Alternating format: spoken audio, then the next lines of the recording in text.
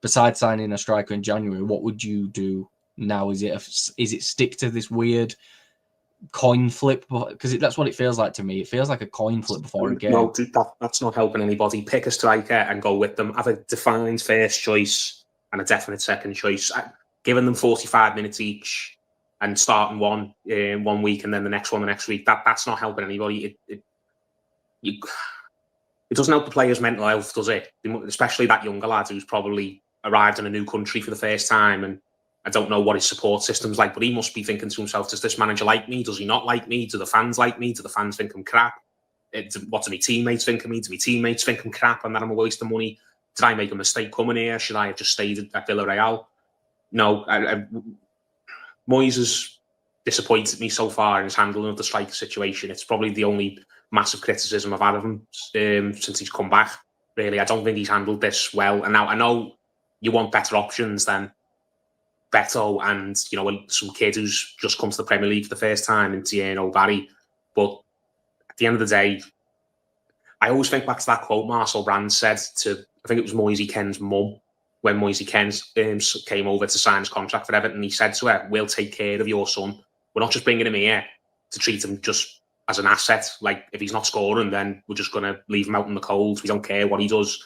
Young players like that, if you want to get the best out of them in this day and age, it seems like you need to put an arm around them and make them kind of feel like they're good enough and that they belong here, and that we're not expecting instantaneous results from you. So I feel like we haven't taken care of Barry very well, and hopefully it's just a bit of a false start, just a blip in the road for him, and he ends up kicking on for us. And talking about Beto's just Beto. When you're saying, "Oh well, he's disappointed me, he's done this," like, did you think Beto was going to have a worldie against Manchester City's defence? Because I certainly didn't. Any goal Beto scored against Manchester City is likely just him being in the right place at the right time. It's not going to be because he's going to be making something out of nothing.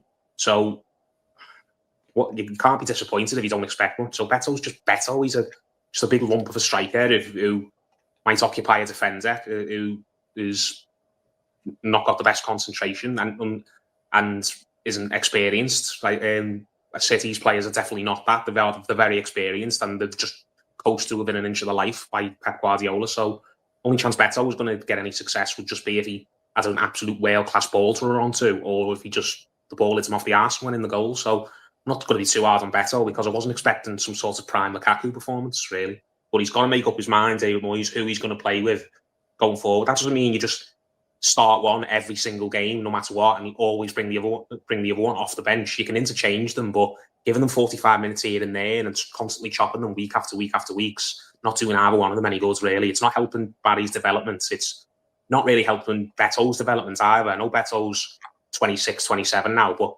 Beto at times looks like a young player and behaves like a young player, a player who's still quite naive at times. So you're not really helping any of them. You've got to give them minutes, but you've also got to structure their careers very well, and just feels like we're not managing it at the moment. Yeah, I'm trying to have a look at Barry here. He's not played 90 minutes once. Well, and most again, of them it's for all 45. the stick the lad's getting, people who were already writing him off and calling him crap and saying, "Oh, what a waste of money," and send him back to Spain. For all the people who are doing that, throw that stat at them. He's not completed 90 minutes once. And all right, I know he's not set the world alight in any performance. You can't pick out one game he's out. You think, "Oh yeah, he was really good there today." But as I go back to what I've said before, what's the lad's head like? What he must be thinking to himself? What's going on here? I get picked to play and then I get dragged off at half time and I get dragged off after 60 minutes. Like, what do the coaches think of me? To be teammates? Are they whispering about me behind their hands? I'd be doing that if I was him. I'd be thinking, what have I actually signed up for here? Like, what was the plan?